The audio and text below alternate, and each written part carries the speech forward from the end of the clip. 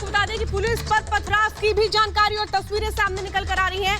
दरअसल शिव सैनिक वहां पर पहुंचे थे जो लगातार खालिस्तान के विरोध में जुलूस निकाल रहे थे और खालिस्तान के जो समर्थक थे वो पहुंचते हैं हाथों में तलवार लेकर। उसके बाद पुलिस पर पथराव करना शुरू कर दिया जाता है। जिस शख्स को पुलिस पकड़ रही है, ये दरअसल देखिए, ये तस्वीरें देखिए कैसे पथराव किया जा रहा है। छतों पर चढ़ करके 5 से 6 लोग जो पत्थर बरसा रहे हैं। किस पर पत्थर बरसा रहे हैं? पुलिस पर पत्थर बरसा रहे हैं, यानी पुलिस को रोकने की कोशिश की जा रही है।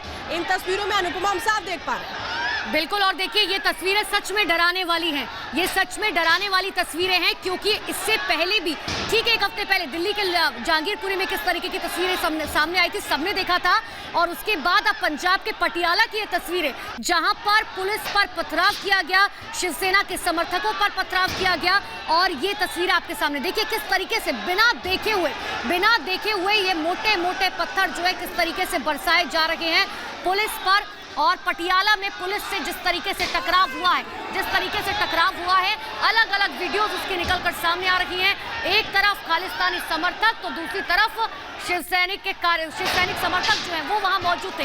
ये देखिए, ये शख्स हम आपको जानबूझकर दिखा रहे हैं ताकि आप देखें और समझें कैसे ये शख्स जो है लगातार मोटे मोटे पत्थर मार रहे हैं। सिर्फ एक शख्स उस छत पे नजर नहीं आ रहा होगा, कम से कम 7 से 8 लोग वहां पर मौजूद है। और अब सबसे बड़ा सवाल श्वेता ये उठ रहा है कि आखिर ये पत्थर आए तो आए कैसे, यानी कि क्या पहले से ये साजिश रची गई थी या फिर इसके पीछे की वजह क्या थी श्वेता?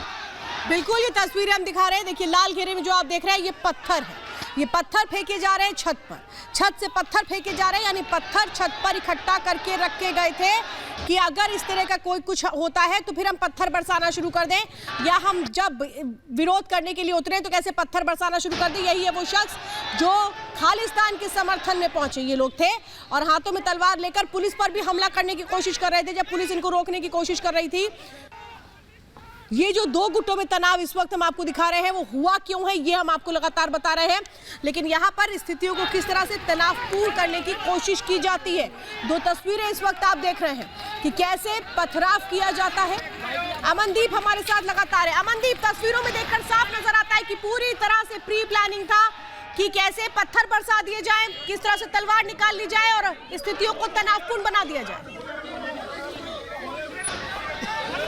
जी बिल्कुल श्वेता, ये पॉइंट इसमें ये है कि जब शिवसेना ने ये ऐलान कर दिया था कि वो खालिस्तान के खिलाफ मार्च करेंगे, तो दूसरी तरफ जो प्रो खालिस्तानी है उन्होंने भी एक योजना बना ली थी कि आखिरकार इस मार्च को रोकना कैसे है।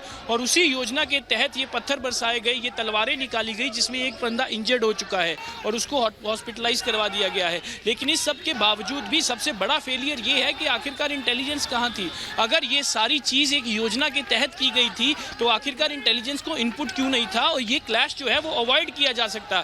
अभी हम स्क्रीन पे देख रहे हैं किस तरह से दोनों ग्रुप्स के लोग जो हैं वो आमने सामने हैं, पत्थर बरस रहे हैं और तलवारें निकल रही हैं और तलवारें लिशकाई जा रही हैं। पुलिस के साथ भी झड़प हो रही है, शिवसेना के साथ भी झड़प हो रही है। रोकने वाला कोई नहीं है, सिचुएशन को कंट्रोल करने वाला कोई नहीं है। आखिरकार ये चल क्या रहा है?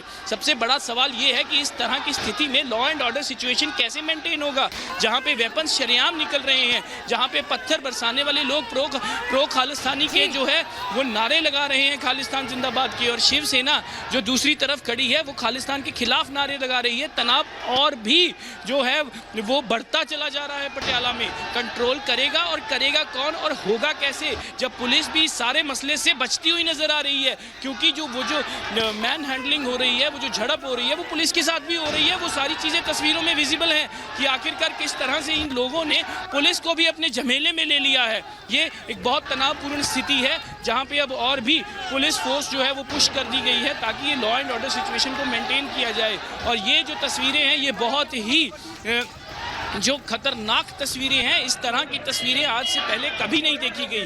प्रो खालिस्तानी ऑर्गेनाइजेशन है वो कभी भी किसी के साथ क्लैश नहीं किया। वो अपना जो एजेंडा है वो चुप करके चलाते हैं, इस तरह से सड़कों पे नहीं आते हैं। लेकिन आज पहली बार इस तरह से सड़कों के ऊपर निकले हैं और ऊपर निकलने के बाद ये हालात पटियाला के नजर आ रहे हैं जो इस वक्त तस्वीरों में साफ ये दर्शा रहे हैं कि आखिरकार law and order situation Punjab की किस तरफ जा रही है। अमनदीप, और मेरा एक और सवाल यहाँ पर यह है क्योंकि देखिए जो तस्वीरें निकलकर सामने आ रही है, आपने कहा कि पहली बार जो है इस तरीके से खालिस्तान समर्थक जो है वो सड़कों पर नजर आए हैं, लेकिन उसके बाद की जो तस्वीर आई हम देख रहे हैं कि शख्स किस तरीके से पत्थर जो है वो छतों से फेंक रहे हैं। और सिर्फ एक शख्स नहीं, 6 से 7 लोग वहां पर मौजूद है। लेकिन सवाल यह कि आखिर वो पत्थर वहां पर आए तो आए कैसे, क्योंकि मोटे मोटे और बड़े बड़े पत्थर हमें नजर आ रहे हैं जो बिना देखे हुए वो कहीं पर भी फेंके जा रहे हैं। श्वेता देखिए, जो शिवसेना ने मार्च निकालने की बात की थी, उन्होंने रोड मैप के तहत सारी चीज क्लियर करी थी कि किस जगह से ये मार्च निकलेगा और कौन सी सड़क से निकलेगा। तो जाहिर सी बात है, जिन लोगों ने ये मार्च को रोकना था उन्होंने पहले ही पत्थर जो है वो संभाल के रखे हुए थे कि जैसे ही मार्च निकलेगा ये पत्थर बरसाए जाएंगे और कहां कहां पे इनको रोकना है और किस तरह के रोकना है वो सारी एक योजना के तहत ही हुआ होगा, क्योंकि शिवसेना ने पुलिस को एक रूट दिया था, इस रूट के तहत वो मार्च निकलेगा और जो रूट है वो एस्टैब्लिश कर दिया गया था कि हाँ कि इस रूट के तहत इनको परमिशन है, वहीं पे भी जा सकते हैं और वो पब्लिक भी किया गया था कि इस रूट के तहत ही शिवसेना का मार्च निकलेगा।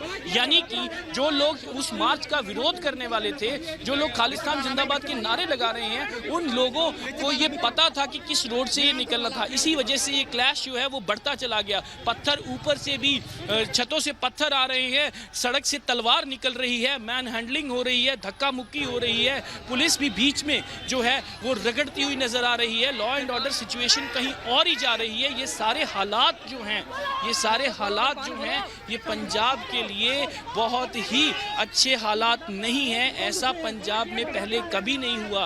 1984 से खालिस्तान का एजेंडा चलता रहा, लेकिन जब एंटी टेररिस्ट फोर्सों ने खालिस्तान की जो वेव है उसको डाउन कर दिया था, उसके बाद से कभी भी इस तरह का क्लैश जो है पंजाब की सड़कों के ऊपर नहीं देखा गया था।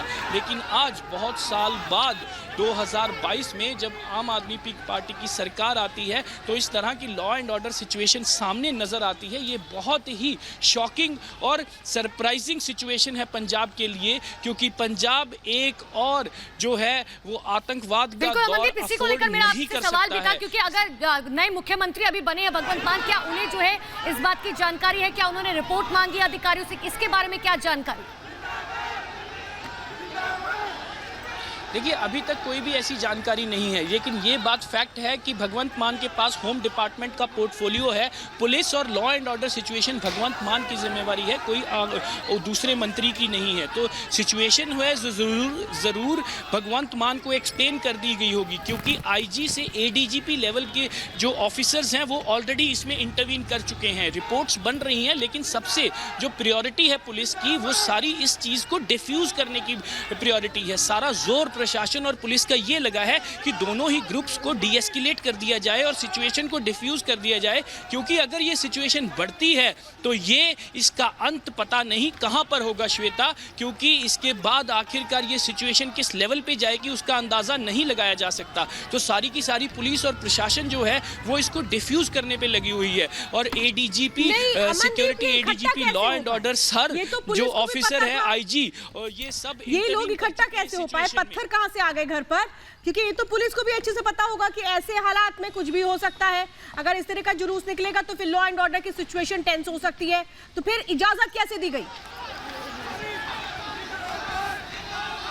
बहुत बड़ा फेलियर है श्वेता, बहुत बड़ा फेलियर है। हर जुलूस निकलने से पहले एक इंटेलिजेंस रिपोर्ट बनती है जो ये बताती है कि अगर ये जुलूस निकलेगा तो लॉ एंड ऑर्डर सिचुएशन की प्रॉब्लम होगी या नहीं होगी। जो लोग इसका विरोध कर रहे हैं इस जुलूस का, उनकी प्रोपेंसिटी, उनकी कैपेसिटी कितनी है और कितना डैमेज कर सकते हैं, कितना लॉ एंड ऑर्डर सिचुएशन में खराब कर सकते हैं, इस सारी चीज़ की रिपोर्ट इंटेलिजेंस कम से कम एक दिन पहले बनाता है और उसी के हिसाब से पुलिस परमिशन देती है और उसी के हिसाब से पुलिस डिप्लॉयमेंट होती है और उसी मनदीप आपके पास फिर से लौटते हैं, आ रहे हैं आपके पास और जानकारियां लेने के लिए। लेकिन जो तस्वीरें हैं ये हम लगातार दिखा रहे हैं कि कैसे बड़ी संख्या में पुलिस की मौजूदगी रहती है, लेकिन फिर भी इन दोनों गुटों के बीच कैसे तनाव हो जाता है। जो शिव सैनिक हैं उन्होंने कहा कि वो एक मंदिर से जुलूस निकालेंगे खालिस्तान के विरोध में, लेकिन खालिस्तान के समर्थन में जो दूसरा गुट था वो सामने आ जाता है, तलवारें हाथ में निकाल लेते हैं और इसके बाद जब पुलिस समझाने की कोशिश करती है तो कैसे पुलिस को रोकने की भी कोशिश की जाती है। आरोप लगाया गया, जो तस्वीरों में भी हम आपको दिखा रहे हैं, पत्थरबाजी शुरू हो जाती है, पुलिस पर पत्थर